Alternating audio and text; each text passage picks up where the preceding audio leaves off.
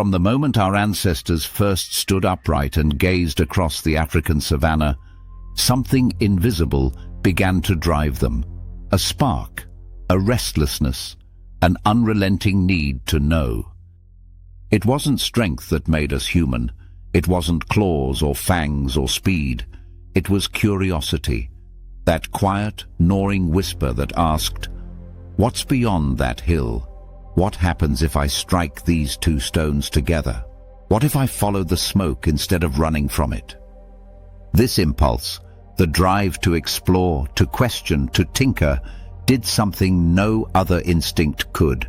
It made us the most unpredictable species on Earth. And yet, few realize that curiosity, our most celebrated trait, was also one of our most dangerous. Long before cities, before language or art, curiosity was a survival gamble. Imagine an early human, tens of thousands of years ago, standing at the edge of a forest fire. Every animal flees, but one stays, watching, fascinated. He inches closer, mesmerized by the glow, until he realizes that fire doesn't just destroy, it can protect, it can cook, it can transform. That spark of curiosity changed everything. It gave rise to tools, warmth, and community. But it also led us into peril. Many of our ancestors died because they couldn't resist the unknown. They ate strange berries, wandered into unfamiliar lands, and challenged predators they should have feared. Curiosity built our world, but it demanded sacrifice. It's strange to think that the same instinct that led to fire also led to nuclear energy. The same questioning mind that drew animals on cave walls eventually painted digital images with light. But curiosity isn't just a human luxury, it's written into our biology. Scientists have found that when we explore something new, the brain releases dopamine, the same chemical tied to pleasure and reward. It's a feedback loop. Curiosity feels good, so we do it again. Our survival once depended on finding new food, new water, new shelter.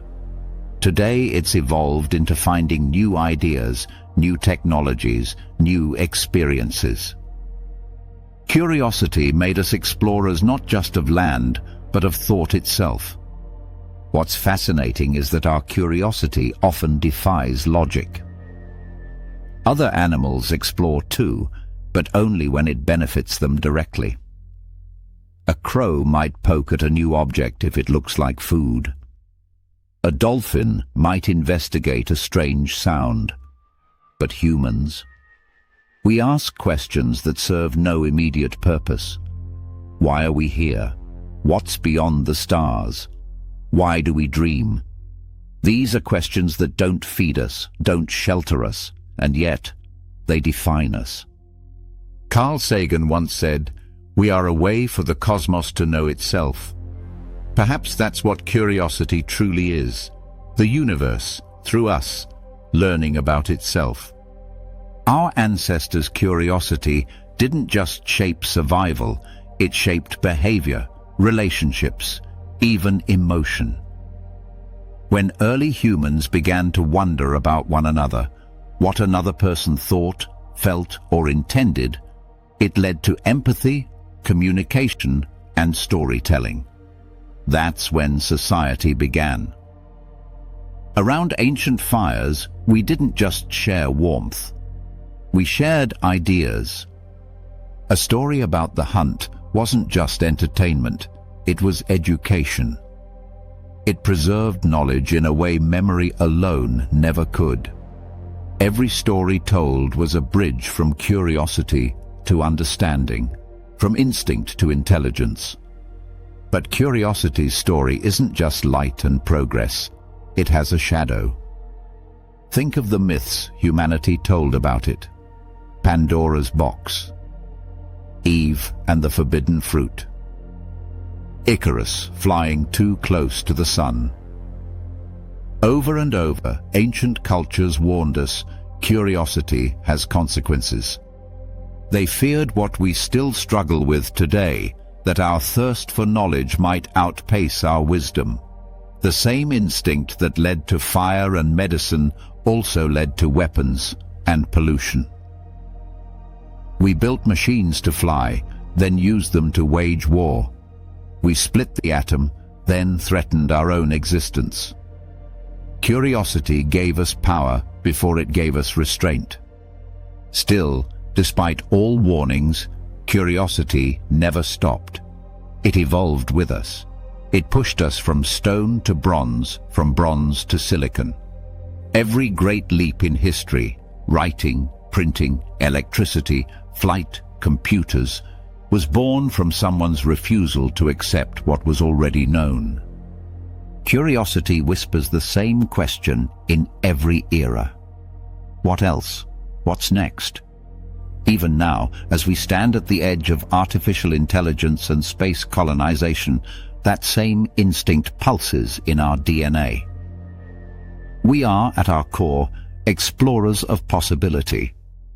Yet, something strange is happening. In the modern world, where answers are only a click away, curiosity is changing. We no longer struggle for discovery, we scroll for it. We no longer climb mountains to see what's beyond, we watch it on a screen. Instant information is both a gift and a curse. It satisfies curiosity too quickly, dulling the hunger that once drove us. Our ancestors chased mysteries that took generations to solve. We lose interest if the answer doesn't load in 3 seconds. The question we must ask ourselves is, will our curiosity survive convenience? The truth is, curiosity is fragile. It requires uncertainty, even discomfort. It thrives in not knowing. Children are naturally curious because they haven't yet learned the fear of being wrong. But as we grow, society teaches us to value certainty over exploration. Schools reward right answers, not creative questions. Work demands efficiency, not wonder. Slowly, curiosity gets buried beneath routine. Yet it never disappears, it just waits. Sometimes it wakes up unexpectedly. A random thought at night, a new idea in the shower, a question we can't shake. That's the ancient instinct calling again, reminding us of who we are. Consider the moments that changed human history. Someone once asked, what if the Earth isn't the center of the universe? Another wondered, what if diseases come from tiny organisms we can't see? Another asked, what if time isn't absolute? Every discovery began with a question that seemed foolish, even dangerous. But every time one of us dared to ask, the world grew a little bigger. Curiosity is rebellion in its purest form, the refusal to accept that what we see is all there is. Even religion and philosophy, often thought of as opposites of science, were born from the same root, curiosity. Ancient people stared at the stars, wondering who or what placed them there. They built myths not because they knew, but because they needed to understand. Whether through gods or galaxies, our search for meaning is the same. We are forever reaching beyond ourselves, trying to make sense of a vast and mysterious world. Curiosity also connects deeply with emotion. It's not just mental, it's visceral. When we're curious, our pulse quickens, our focus sharpens. It's the same physiological reaction as fear, but inverted. Fear says, run away. Curiosity says, look closer. Both arise from uncertainty, but only one transforms it into discovery. In that sense, curiosity is courage, an act of bravery against the unknown, and that bravery is what allowed humanity to endure. When ice ages came, When predators hunted us, when the world seemed unlivable, curiosity asked, how can we adapt? We built tools, clothing, shelter. We learned to plant, to herd, to shape the land. Survival wasn't just about instinct, it was about innovation. Curiosity is evolution's shortcut. It lets us imagine solutions before nature forces them. But there's another dimension to curiosity we rarely consider: self-curiosity. The desire to understand ourselves. Ancient shamans painted visions of the spirit world not just to explain nature, but to explore the mind. The earliest philosophers weren't scientists, they were seekers of self-knowledge. Know thyself, said the Oracle of Delphi, and that's the deepest curiosity of all. What are we? Why do we exist? Why do we feel love, fear, guilt, or hope? The more we learn about the world, the more we realize that the final mystery is us. In modern times, this inner curiosity has taken new forms: psychology, neuroscience, meditation, all attempts to explore the hidden landscape of human consciousness. We can map the stars, yet the human mind remains one of the last frontiers. Carl Jung once said that until we make the unconscious conscious, it will direct our lives, and we will call it fate. Maybe curiosity's ultimate purpose is not to conquer the world, but to illuminate the self. And yet, curiosity comes with a paradox. The more we know, the more we realize how little we understand. Every answer births new questions. The universe expands faster than our comprehension.